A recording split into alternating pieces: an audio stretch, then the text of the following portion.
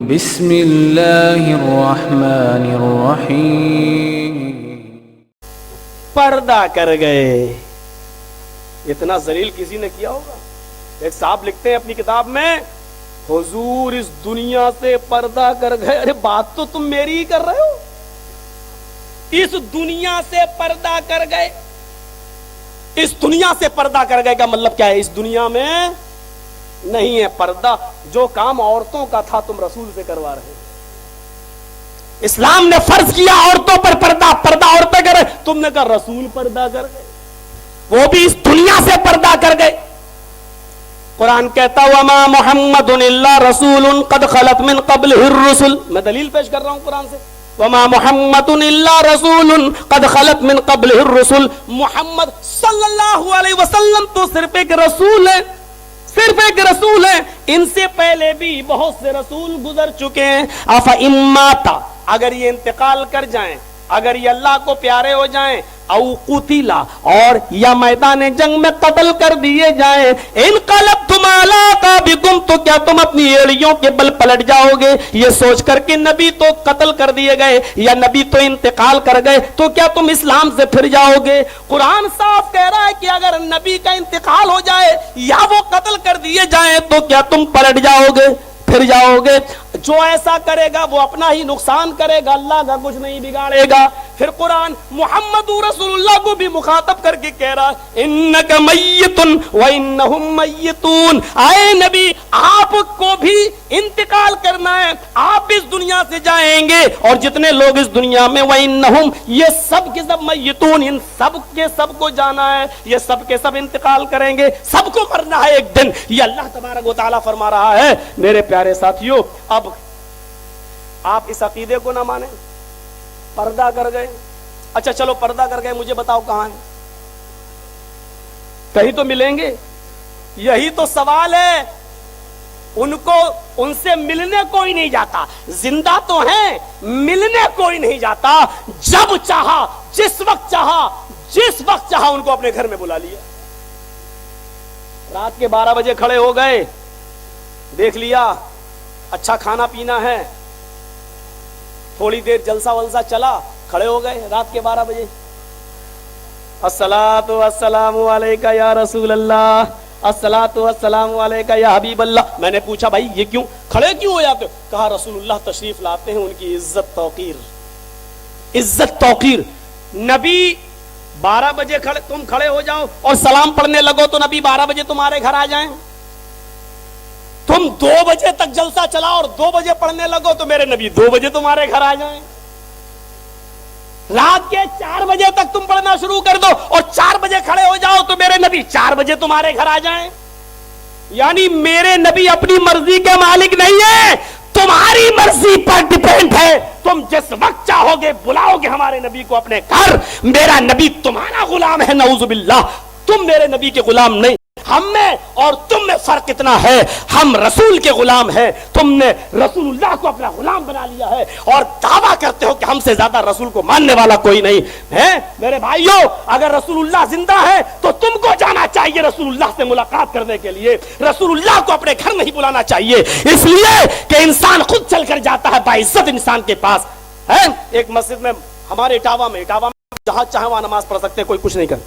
معلوم ہے ایک بار کسی نے پتھر پھینکا تھا، 50 دکانیں جلا دی تھی ہمارے ساتھیوں نے. مولانا چرچیز پہ پتھر اس دن سے ڈل گئے. تو وہاں یہ سگنیچر ہے ڈی ایم کی طرف سے، جو جہاں چاہے جس مسجد میں جائے نماز پڑھ لے. تو ایک موقع پر گھس گیا میں نماز پڑھنے کے لیے، اذان کا ٹائم تھا، گھس گیا. لیکن میں نے وضو اتنی دیر میں بنایا کہ وہ جماعت ختم ہو جائے تاکہ بعد میں پڑھ لوں. لیکن اتفاق کہیے کہ وہ بھی بڑی لمبی قرات کرنے لگا. میں نے جلدی سے وضو بنایا اور گھس گیا، چل گیا نماز پڑھنے لگا. پہلی رکعت تو خیر چول گئی، چلی گئی، لیکن دوسری میں گیا اور میں نے بول دیا آمین زور سے. کچھ بولا نہیں. سلام پھیرنے کے بعد ہم نے ایک رکعت پوری کر لی. وہ امام صاحب جانتے تھے مجھے.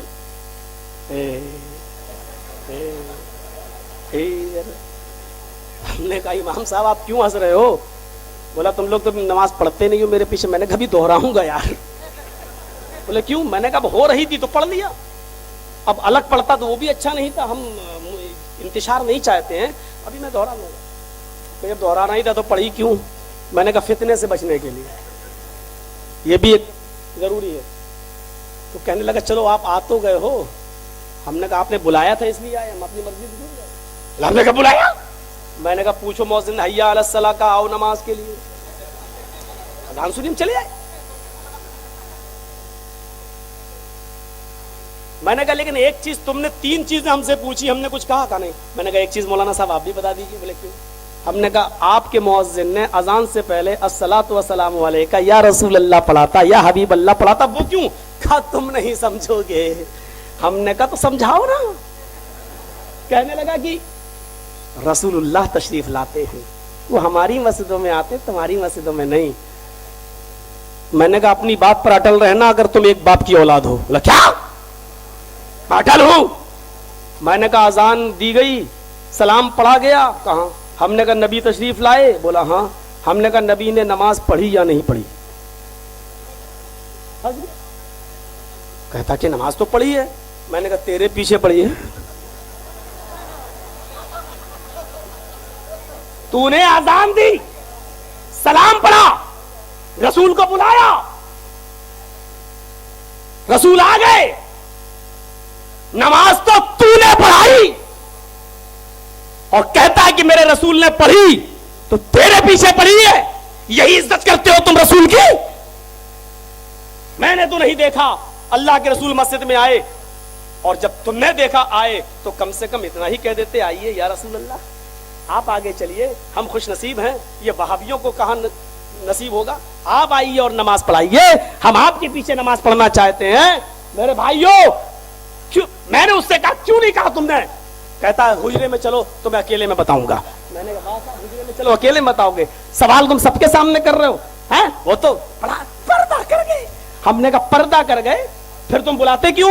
کہ دنیا سے پردہ کر گئے. میں نے کہا ابھی تو تم نے کہا وہ مسجد میں تشریف لاتے ہیں. جب دنیا سے پردہ کر گئے تو مسجد میں کہا تم نہیں سمجھو گے. میں نے کہا تم سمجھا نہیں پا رہے ہو، تم سمجھا نہیں پا رہے ہو. ارے آپ فیصلہ کرو. یہ دنیاوی 3 زندگی ہے. ایک زندگی جو ہمیں اور آپ کو مل رہی ہے، ایک زندگی مرنے کے بعد اور قیامت سے پہلے کی زندگی، جب ہم قبروں سے اٹھیں گے، اٹھنے سے پہلے، قبروں سے جب دوبارہ زندہ اٹھائے جائیں گے اس سے پہلے کی، یعنی مر جانے کے بعد قبروں سے دوبارہ اٹھائے جانے سے پہلے کی یہ زندگی، یہ برزخی زندگی کہلاتی ہے. یہ زندگی جس میں ہم جی رہے ہیں یہ 3rd کلاس کی زندگی ہے. آپ فیصلہ کریے گا، یہ 3rd کلاس کی زندگی ہے. مرنے کے بعد جو زندگی شروع ہوگی وہ 2nd کلاس، یعنی 3rd سے اوپر 2nd کلاس کی زندگی ہوگی. کیونکہ اچھے لوگوں کو انعامات ملیں گے، نوازشیں ہوں گی، اور برے لوگوں پر عذاب ہوگا. اور پھر ایک تیسری زندگی جو مرنے کی، جو قیامت کے دن ہمیں ہے اٹھایا جائے گا، اور حساب و کتاب کے بعد ہمیں جنت یا جہنم. جو جنت میں گئے یہ 3rd کلاس، یہ 1st کلاس کی پہلی زندگی ہوگی. پہلی زندگی یہ سب سے اچھی زندگی ہے. اور دوسری زندگی وہ ہے جو مرنے کے بعد برزخی زندگی، یہ دوسرے درجے کی ہے. اور یہ جس میں ہم ہے یہ 3rd کلاس کی زندگی ہے. اب مجھے یہ بتاؤ، ہمارے نبی صلی اللہ علیہ وسلم اگر انتقال نہیں کیے ہیں اور آپ زندہ ہیں تو کیا کوئی آدمی چاہے گا کہ 3rd کلاس کی زندگی سے چھٹکارا ملنے کے بعد پھر 3rd کلاس میں ہی رہیں؟ وہ تو یہ چاہے گا کہ ترقی کر کے ہم 2nd میں جائیں، اور 2nd والا یہ چاہے گا کہ ہم 1st کلاس میں جائیں. میرے بھائیوں فیصلہ کرو، تم نے رسول کو 3rd کلاس میں ہی رکھا اور ہم نے محمد رسول اللہ صلی اللہ علیہ وسلم کو 1st کلاس اعلی علیین کے اندر دار الکرامہ میں رسول کی روح اپنے رب عظیم کے پاس ہے. تم نے رسول کو اپنے ہی پاس رہنے دیا اور ہم نے رسول اللہ کو رب عظیم کے پاس مانا.